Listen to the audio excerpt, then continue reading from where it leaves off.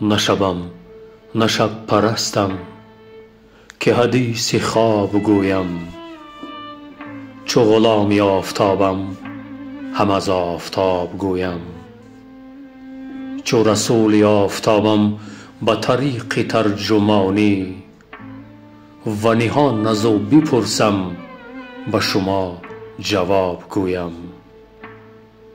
به قدم چو آفتابم به خرابه ها بتابم، بگریزم از عمارت سخن از خراب گویم.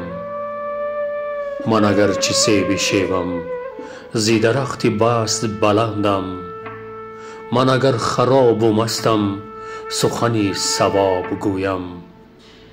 چو دلم ز خاک کویش بکشیده است بویش، خجلم ز خاک کویش که حدیث آب گویم. چو دلم ز خاک کویش بکشیده است بویش، خجلم ز خاک کویش که حدیث آب گویم. بگشا نقاب از رخ که رخ تو است فرخ، تو روا مبین که با تو ز پس نقاب گویم.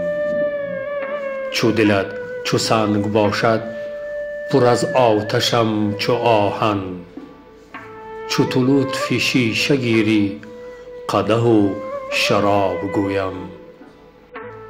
چو ز آفتاب زادم به خدا که کیقبادم، نه به شب طلوع سازم نه ز مهتاب گویم.